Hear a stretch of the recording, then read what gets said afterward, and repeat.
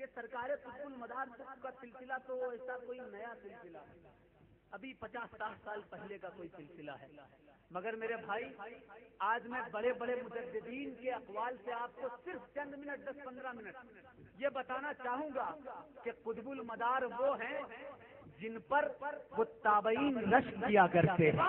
سبحان اللہ۔ قطب المدار وہ ہیں کہ جو اس دور کے بزرگ ہیں، اس دور کے کہ جو دور تابعین کا ہوا کرتا ہے۔ قطب المدار کون ہے؟ میں اختصار کے ساتھ شارٹ اینڈ سویٹ آپ کو بتا کر انشاءاللہ رخصت ہو جاؤں گا۔ پتا ہے یہی وہ اللہ کا ولی ہے جس ولی کو نسبت اویسیہ حاصل ہے۔ اویسیہ نسبت کیا ہوتی ہے؟ اویسیہ نسبت اس کو کہتے ہیں کہ رسول اللہ صلی اللہ علیہ وسلم سے ڈائریکٹ جو فیض حاصل کرے، بیچ میں کوئی نہیں۔ سبحان اللہ سبحان اللہ۔ دنیا میں 60 اویس گزرے ہیں، ان میں سے ایک اویس کا نام حضرت بدیع الدین زندہ شاہ۔ سبحان اللہ سبحان اللہ سبحان اللہ۔ یہی تو وجہ تھی کہ حضرت قاضی شہاب الدین دولت آبادی نے جونپور کی سرزمین پر جب سرکار قطب المدار سے پوچھا تھا کہ سرکار میں مرید تو ہو رہا ہوں آپ سے، مگر شجرہ کیا لکھوں، شجرہ کیسا لکھا جائے گا؟ تو سرکار نے فرمایا تھا اکتب اسمک ثم اسمی ثم اسم رسول اللہ صلی اللہ علیہ وسلم۔ تجھے شجرہ لکھنا ہے نا تو اپنا نام لکھ، پھر میرا نام لکھ، پھر رسول اللہ کا نام لکھ دے، تیرا شجرہ مکمل ہو گیا۔ سبحان اللہ۔ یہ ہے اویسیہ شجرہ۔ میرے مدار نے ڈائریکٹ رسول اللہ سے فیض حاصل کیا، نسبت حاصل کی۔ دوسرا طریقت کا شجرہ کیا ہے جو بزرگوں نے کتابوں میں لکھا، سن لیجئے اور اپنے معلومات میں اضافہ کیجئے۔ کسی معمولی شخصیت کا نام قطب المدار نہیں ہے۔ قطب المدار وہ ہے جو مقام سمدیت پر فائز ہے، قطب المدار وہ ہے جو مقام محبوبیت پر فائز ہے، قطب المدار وہ ہے جو تابعی العصر ہے، قطب المدار وہ ہے جو ایک ٹھوکر سے مردوں کو زندہ کر دیا کرتا ہے، قطب المدار وہ ہے جس کے 1 لاکھ سے زیادہ خلفاء ہیں، قطب المدار وہ ہے کہ جس کے 1442 قلعے پورے میں ہے، قطب المدار وہ ہے کہ جس کا فیض ہندوستان کی تقریباً ہر خانقاہ میں جاری اور جاری ہے، قطب المدار وہ ہے کہ جس کا فیض صرف ہندوستان میں ہی نہیں جاری ہے، بغداد کی آج نہر دجلہ جو بہ رہی ہے یہ صدقہ قطب المدار کا ہے۔ میں نہیں کہتا، حضرت امام سیوطی کی کتاب علماء بیٹھے ہیں، کتاب التاج۔ پتہ ہے آج ہم حنفی ہیں، لیکن حنفی کیوں ہیں، کیسے ہیں؟ میں نے پہلے ایک سوال قائم کیا تھا کہ آپ مسلمان ہوئے تو کیسے ہوئے، یہ سوال تھا میرا۔ سوچئے گا، اپنے باپ داداؤں سے پوچھئے گا کیسے ہوئے، وہ بتائیں گے مسلمان ہوئے تو ولیوں کا صدقہ۔ سبحان اللہ سبحان اللہ۔ بے شک حنفی ہوئے یہ کس کا صدقہ ہے، کس کا صدقہ ہے؟ یہ صدقہ امام سیوطی اپنی کتاب تاج میں تحریر فرماتے ہیں کہ پوری زندگی 556 سال تک حضرت بدیع الدین زندہ شاہ مدار نے دنیا کے کونے کونے، نگر نگر، شہر شہر، ڈگر ڈگر چل پھر کر لوگوں کو کلمہ دیا، ساتھ میں حنفیت کی دولت عطا فرمایا۔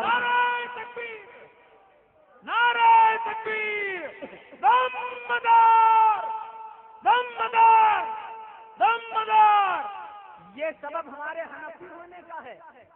ہم اور والد گرامی جب سرکار غوث اعظم کی بارگاہ میں حاضری کے لیے بغداد پہنچے تھے تو میری بات سن لیجیے، اگر کوئی کولار میں سے بغداد جاتا ہو اور عربی جانتا ہو تو بغداد کی کسی دکان پر ٹھیلے والے کے پاس یا کسی بھی چلتے پھرتے انسان سے پوچھے وہ کہ نہر دجلہ آخر بہہ کیوں رہی ہے آج تک، کبھی سوکھتی کیوں نہیں، گھٹتی کیوں نہیں، تو بغداد کا انسان بتائے گا اس کی وجہ یہ ہے کہ حضرت احمد الحلبی وہ بغداد آئے تھے، بغداد میں قحط پڑا ہوا تھا، نہر دجلہ سوکھ چکی تھی، لوگ احمد الحلبی رضی اللہ عنہ کے پاس پہنچے. پہنچنے کے بعد لوگوں نے کہا کہ حضور دعا کر دیجئے. تو انہوں نے اپنے مرید حضرت محمود الدین کو, جو ان کے بھائی بھی ہیں اور خلیفہ بھی, ان کو ایک عصا دیا اور کہا جاؤ نہر دجلہ جو سوکھی ہے اس میں اس عصا کو دفن کر دینا, گاڑ دینا. جیسے ہی عصا دفن کیا جائے گا, گاڑا جائے گا, پانی کے فوارے پھوٹنے لگیں گے. وہی ہوا. حضرت سرکار محمود الدین رضی اللہ تعالیٰ عنہ وہ عصا کو لے کر پہنچتے ہیں, نہر دجلہ میں ڈالتے ہیں. تھوڑی دیر میں وہاں سے پانی کے چشمے ابلنے لگتے ہیں. دھیرے دھیرے نہر دجلہ کا پانی بڑھتے بڑھتے بڑھتے اوپر آتا ہے. بغداد کا پورا شہر بغداد وہ ڈوبنے لگتا ہے. لوگ پھر دوڑ کر احمد الحلبی کے پاس جاتے ہیں, کہتے ہیں حضور اتنا پانی نہیں چاہیے تھا, بس اتنا دے دیجیے کہ چرواہے پانی پی لیں اور کھیتیاں سیراب ہو جائیں اور ہم بھی پانی پی کر کے سیراب ہوتے رہیں. سرکار مدار پاک نے پھر اپنے خلیفہ حضرت محمود الدین سے کہا جاؤ وہ عصا باہر نکال. سبحان اللہ, سبحان اللہ. باہر نکالا گیا. جب سے وہ عصا باہر نکالا گیا تب سے لے کر آج تک نہر دجلہ بغداد کی کبھی سوکھی نہیں ہے. مدار العالمین کا ہے. کون ہے حضرت محمود الدین؟ یہ بھائی ہیں حضرت مدار العالمین کے.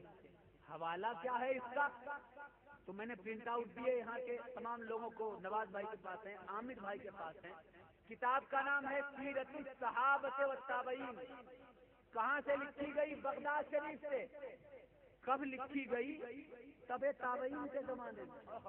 سرکار غوث اعظم رضی اللہ پہلے اس کتاب کے مصنف حضرت ابو عبداللہ محمد الکلبی العباسی نے اس بات کو لکھا کہ وقال جعفر بن محمود الدین بن علی حلبی قال ان بدیع الدین قطب المدار من التابعین.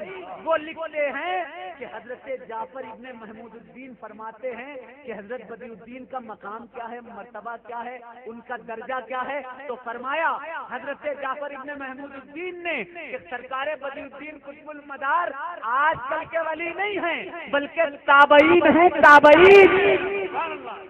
تابعین کا درجہ وہ صحابی کے بعد کا ہوا کرتا ہے. کیا بات. حضور نے فرمایا سب سے بہترین میرا زمانہ, ثم الذین یلونہم, پھر صحابہ کا زمانہ, ثم الذین یلونہم, پھر تابعین کا زمانہ, ثم الذین یلونہم, پھر تبع تابعین کا زمانہ. یعنی سب سے بہترین, سب سے افضل میری ذات. سبحان اللہ, سبحان اللہ. اس کے بعد افضل ترین صحابہ کی ذات. سبحان اللہ. اور اس کے بعد افضل ترین وہ ذات تابعین کی ہے, پھر تبع تابعین کی ہے. یہ ہیں مدار العالمین. کیا بات. خلفاء کا جہاں تک تذکرہ ہے, لوگ کہتے ہیں خلافت دی بھی ہے کہ نہیں دی, کسی کو دی بھی ہے کہ نہیں دی. سنو حضرت سید جمال الدین جان من جنتی رحمت اللہ تعالی, حضرت سرکار سیدنا قاضی محمود کنتوری, حضرت سرکار سیدنا احمد بادی پاک, حضرت سرکار سیدنا ابو محمد ارقون, حضرت سرکار سیدنا ابو تراب منصور, حضرت سرکار سیدنا قاضی مطہر قلعہ شیر ماوراء النہری, حضرت سرکار سیدنا احمد بن مسروق, حضرت سرکار سیدنا ابو الحسین نوری بغدادی, حضرت سرکار سیدنا شاہ یاسین مداری, حضرت سرکار سیدنا قاضی محمود کنتوری, حضرت سرکار سیدنا مخدوم جہانیاں جہانگش. سبحان اللہ. حضرت سرکار سیدنا مخدوم اشرف جہانگیر چمنانی, حضرت سرکار سیدنا حاجی ملنگ مداری, حضرت سرکار سیدنا حاجی علی, حضرت سرکار سیدنا مخدوم ماہم, حضرت سرکار سیدنا شاہ مستان, حضرت سرکار سیدنا بابا گور, حضرت سرکار سیدنا بابا مان پلودوی, حضرت سرکار سیدنا بابا پیارے, حضرت سرکار سیدنا بابا لون, حضرت سرکار سیدنا بابا رستم. یہ وہ ہیں کہ یا تو انہوں نے قطب المدار سے ڈائریکٹ نسبت حاصل کی, خلافت حاصل کی, یا قطب المدار کی انڈائریکٹ نسبت حاصل کی. یہ خلفاء ہیں مدار العالمین کے. خلافت دی کہ نہیں دی، صرف 2 4 5 نہیں بلکہ 1 لاکھ سے زیادہ خلفاء مدار العالمین کے اس دنیا میں موجود ہیں۔ سبحان اللہ سبحان اللہ۔ یہ تو چند گنتی کے دام میں نے گنائے ہیں آپ کو۔ مرتبہ کیا بات، مرتبہ تابعین ہیں، یہ تو افضل بات ہو ہی گئی۔ علماء بتائیں گے آپ کو کہ تابعین کا مرتبہ کیا ہوتا ہے، لیکن پتہ ہے ان کا مقام اور مرتبہ کیا ہے؟ میں اپنی زبان سے نہیں بتاؤں گا۔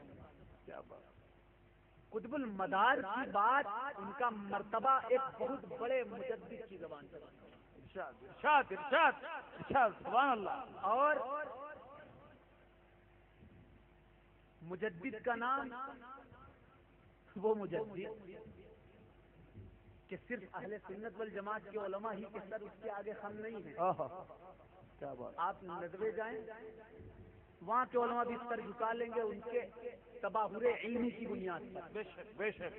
دیوبند چلے جائیں، وہاں کے علماء بھی ان کے آگے، ان کے علم کے آگے اپنی نظریں جھکائے نظر آئیں گے۔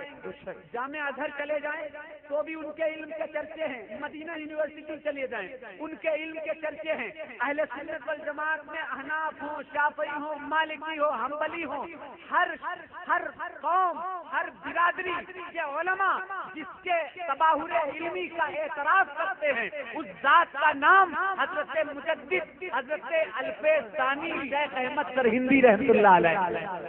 مجدد الفیض ثانی شیخ احمد سرہندی رحمۃ اللہ علیہ مکتوبات امام ربانی میں لکھتے ہیں، مرتبہ سن لیجیے پھر میں رخصت ہوتا ہوں آپ کو۔ کیا تحریر فرماتے ہیں کہ جو قطب المدار ہوتا ہے، سبحان اللہ سبحان اللہ سبحان اللہ، جو قطب المدار ہوتا ہے اس کے وسیلے کے بغیر کوئی شخص نہ رشد و ہدایت پا سکتا ہے، نہ ایمان و معرفت پا سکتا ہے۔ سبحان اللہ، کائنات کا کوئی بھی شخص وہ بغیر قطب المدار کے نہ رشد و ہدایت پا سکتا ہے، نہ ایمان و معرفت پا سکتا ہے۔ اے سنیوں سن لو، اگر تم کو رشد و ہدایت چاہیے، ایمان چاہیے، معرفت چاہیے تو یہاں وہاں بھٹکنے کی ضرورت نہیں ہے، قطب المدار کے غلام بن جاؤ گے، تمہیں سب کچھ ملتا رہے۔ اور ایک حیرت کی بات یہ بھی لکھی ہے، مجھے بڑی حیرت تھی۔ آپ لکھتے ہیں کہ جو ڈوب رہا ہو اس کو نکالنے والا قطب المدار ہے۔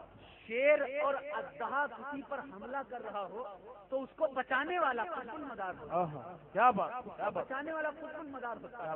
جہاں بارش نہ ہو رہی ہو، بارش اسی کے صدقے میں نازل ہوتی ہے۔ سبحان اللہ سبحان اللہ۔ اور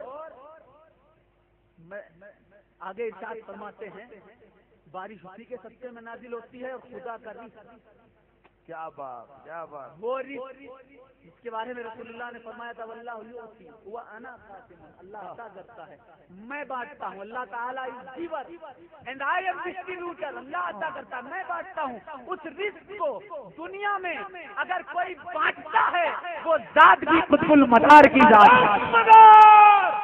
دمدار نعرہ تکبیر، نعرہ رسالت، دمدار۔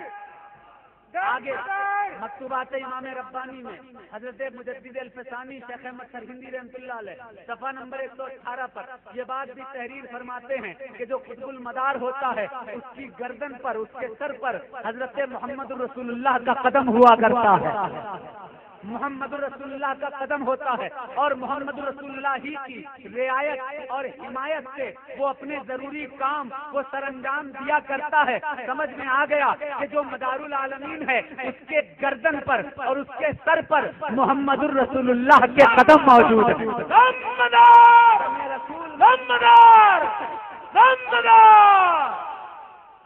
یہ تو ہو گیا سرکار کا مرتبہ۔ میں عامر بھائی کو اس کا پرنٹ آؤٹ دے کر جاؤں گا تاکہ اگر کسی کے ذہن میں اشکال پیدا ہو تو وہ اشکال دور کر سکے، اپنا اشکال دور کر سکے۔ آخر میں ایک بات اور عرض کر کے میں رخصت ہو جاؤں گا۔ بہت سارے الٹریٹ ٹائپ کے لوگ میں اس لیے کہہ رہا ہوں کیونکہ وہ جان کر انجان بنتے ہیں. کہتے ہیں کہ قطب المدار کی 593 سال ہو ہی نہیں سکتی.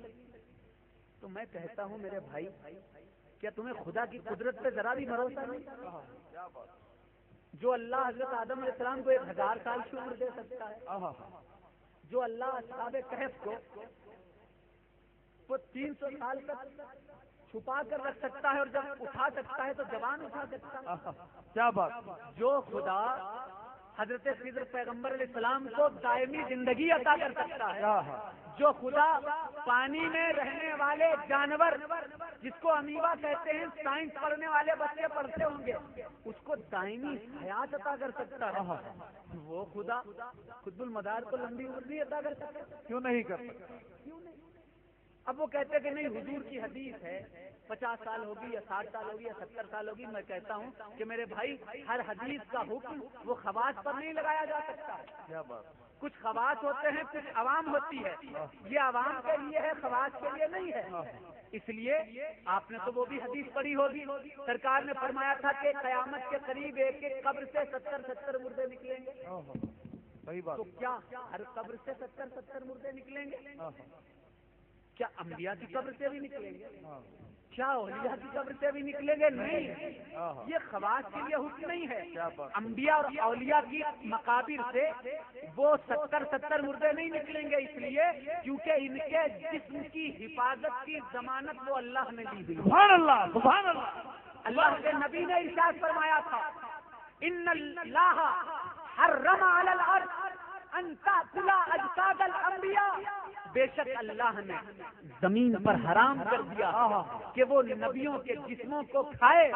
نبی زندہ ہوئے، اولیاء کے لیے حکم نہیں. اسی طرح سے عام طور پر اکثر لوگوں کی عمریں 60-70 سال ہوں گی، لیکن کیا امت رسول میں زیادہ عمر والے لوگ ہوئے نہیں ہیں؟ ارشاد ارشاد. آپ بھول گئے کہ حضرت سلمان فارسی کی کتنی عمر ہوئی؟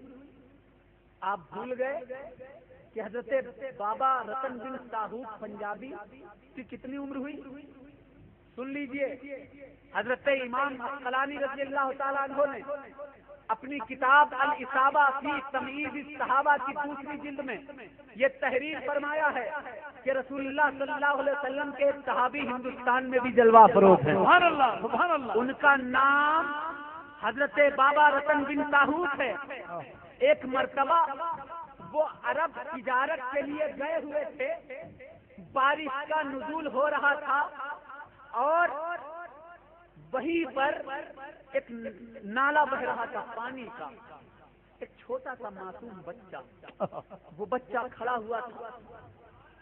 تو حضرت رتن بن ساہو اس وقت تک کلمہ نہیں پڑھا تھا. آپ نے اس بچے کو گود میں اٹھا کر کے نالا پار کرا دیتے. کیا بات، کیا بات. وہ بچہ دعا دیتا ہے، کہتا ہے بارک اللہ فی عمرک، بارک اللہ فی عمرک، بارک اللہ فی عمرک، بارک اللہ فی عمرک.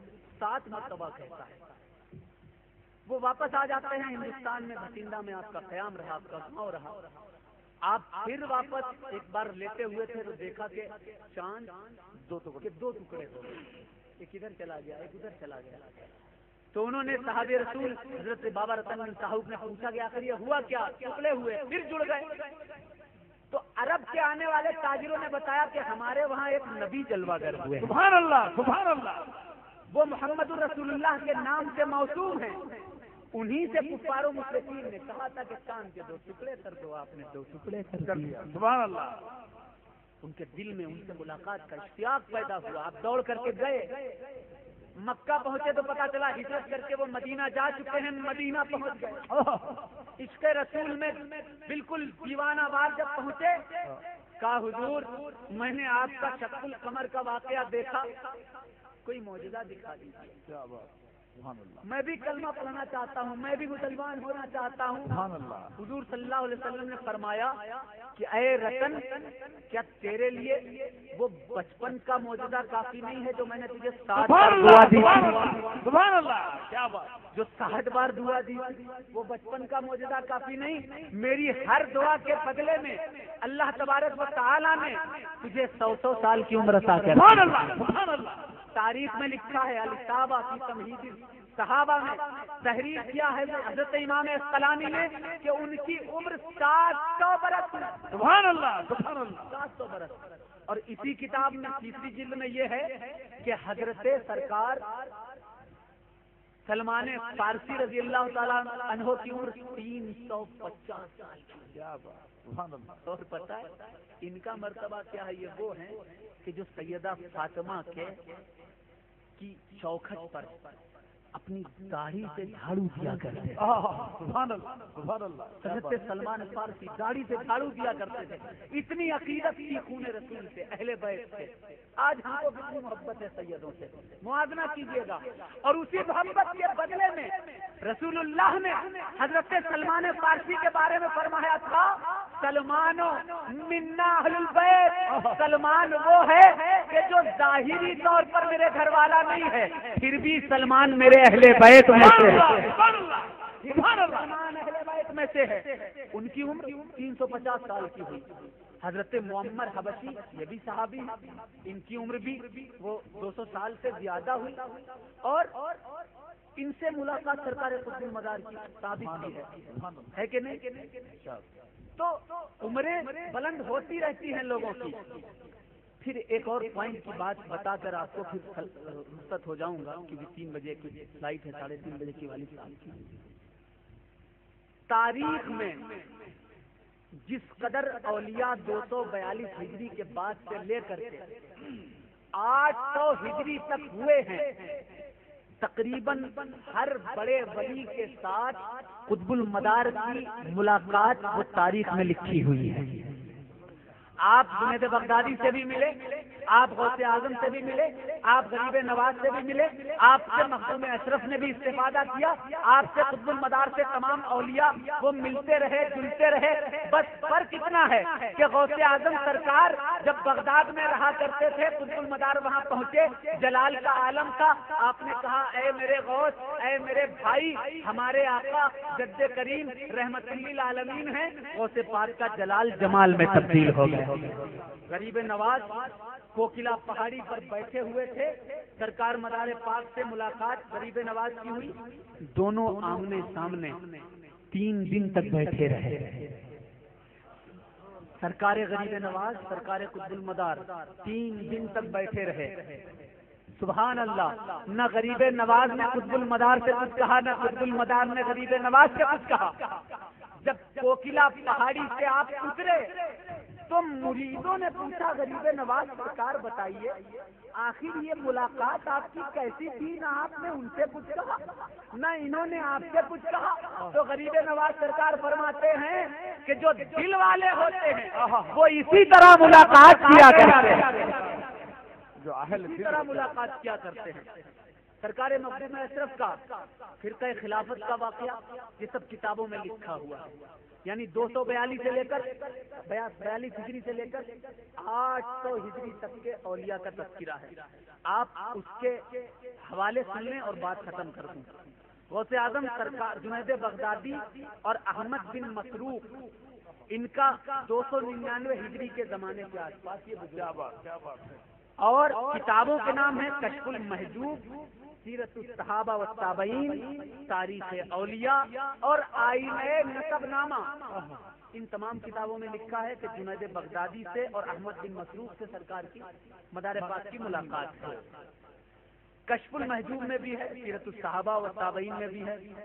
اچھا، غوث اعظم سرکار سے ملاقات آپ کی ولادت وہ 471 ہجری ہے سرکار غوث پاک کی، اور مدار پاک کی غوث اعظم سے بھی ملاقات ہوئی. یہ کن کتابوں میں لکھا ہے کہ غوث اعظم سرکار اور قطب المدار کی ملاقات ہوئی؟ کتابوں کے نام سن لیں. بحر ذخار قلمی میں صفحہ نمبر 11 پر لکھا ہے، اور میرت مداری پر بھی لکھا ہے. غریب نواز سرکار کی کس سے مدار العالمین سے ملاقات ہوئی؟ کب ہوئی؟ آپ کی ولادت تو 531 ہجری ہے، تو میرت مداری کے صفحہ نمبر 129 پر لکھا ہے کہ غریب نواز سرکار اور قطب المدار کی ملاقات ہوئی. اصول مسعودیہ کے 186 صفحہ پر لکھا ہے. بحر سخار قلمی کے 842 صفحے پر, منتخب العجائب اور تذکرہ صوفیاء میوات کے صفحہ نمبر 46 پر, اور تذکرۃ المتقین میں بھی یہ واقعہ نقل ہے کہ سرکار غریب نواز اور سرکار قطب المدار کی ملاقات ہوئی ہے. اب آ جائیے 800 ہجری کے آس پاس, 700 ہجری کے آس پاس آئے تو مخدوم اشرف کا زمانہ. مخدوم اشرف نے لطائف اشرفی میں لکھا سرکار نے کہ میں قطب المدار کے ساتھ 12 سال رہا. سبحان اللہ سبحان اللہ. اور 12 سال میں ایک حج بھی کیا. جب جدائی کا وقت آیا تو جب روم کے بندرگاہ میں ہم دونوں جدا ہونے لگے تو میری اور مدار پاک کی آنکھوں سے آنسوؤں کے ساتھ سرکار مدار نے تشفی قلبی کے لیے مجھے خرقہ محبت سے نوازا, یعنی مداری خلافت عطا فرمائی. یعنی مدار العالمین 700 ہجری میں بھی موجود ہیں. لطائف اشرفی کے صفحہ نمبر 338 پر ہے. اس کے علاوہ اب آ جائیے 800 ہجری کے آس پاس. 800 ہجری ہی کا زمانہ ہے جب حضرت قاضی شہاب الدین دولت آبادی گئے قطب المدار کے پاس.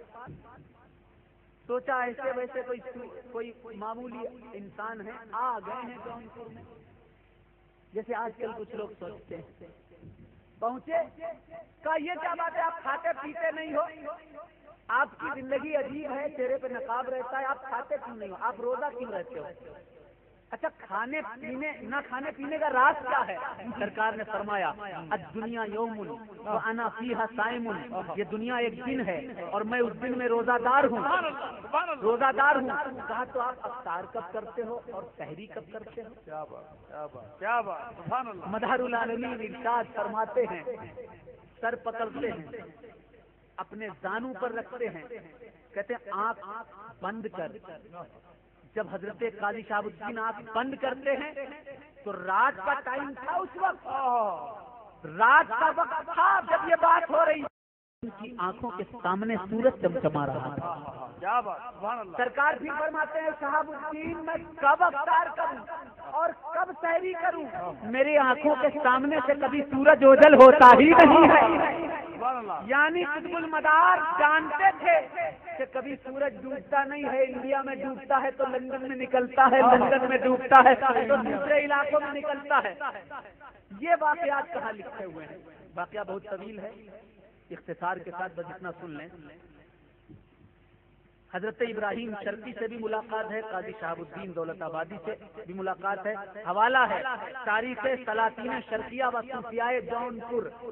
ان تمام کتابوں سے یہ ثابت ہے کہ 242 ہجری سے لے کر 838 ہجری تک تقریباً میرا مدار اپنے جسم کے ساتھ موجود تھا. سبحان اللہ سبحان اللہ. اس لیے آپ کی عمر 596 سال ثابت ہوتی ہے, کتابوں سے بھی ثابت ہوتی ہے اور بقیہ بھی ثابت ہوتی ہے. اللہ تعالیٰ سے دعا ہے ہمیں اور آپ کو سب کو سچا اور پکا بزرگوں کا چاہنے والا بنائے.